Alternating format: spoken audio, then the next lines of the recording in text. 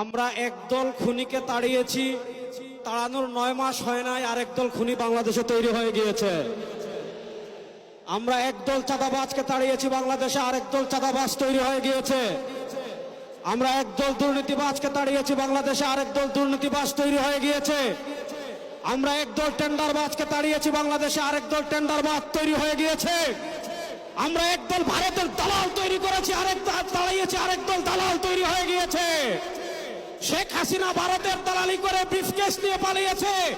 নতুন বাংলাদেশে ভারতের যারা দালালি করবেন লুঙ্গি নিয়ে পালানোর জায়গা পাবেন না। সংগ্রামী সাথী ও বন্ধুগণ, আমরা স্পষ্ট ভাষায় বলতে চাই, এদেশের রাষ্ট্র ক্ষমতায় আমরা আর কোন চাঁদাবাজদেরকে দেখতে চাই না। এদেশের রাষ্ট্র ক্ষমতায় আর কোন টেন্ডারবাজকে দেখতে চাই না। এদেশের রাষ্ট্র ক্ষমতায় আর কোন ভারতের দালালকে দেখতে চাই না। ইসলামকে রাষ্ট্র ক্ষমতায় নেওয়ার জন্য প্রস্তুত আছেন না ইনশাআল্লাহ? ইসলামী আন্দোলনের মোহতারাম আমির পীর সাহেব চরমোনাই ঘোষণা দিয়েছেন, ইসলাম দেশ ও মানবতার পক্ষে এবার ভোটের বাক্স একটা হবে ইনশাআল্লাহ। আমরা স্পষ্ট ভাষায় বলেছি, এদেশে আমরা আওয়ামী লীগকে দেখেছি, এদেশে আমরা বিএনপিকে দেখেছি, এদেশে আমরা জাতীয় পার্টিকে দেখেছি। তারা কেউ মানুষের ভাগ্যের পরিবর্তন করতে পারে নাই, মুক্তিযুদ্ধের প্রকৃত চেতনা বাস্তবায়ন করতে পারে নাই। এবার একটা চেতনা বাকি আছে, যে চেতনার নাম ইসলাম।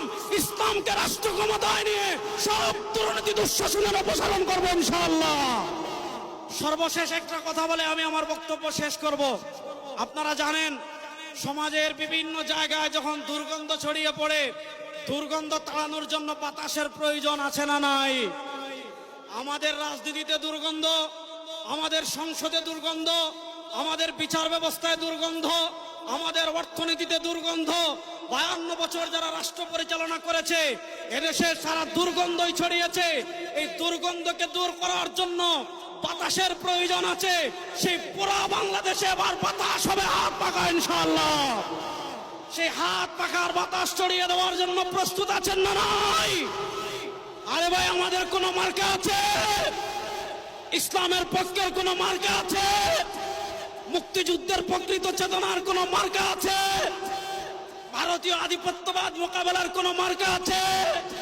ওরে কোন সে মার্কা? সবাই বলো, এবার যাবে সারা বাংলায় বিশ্ব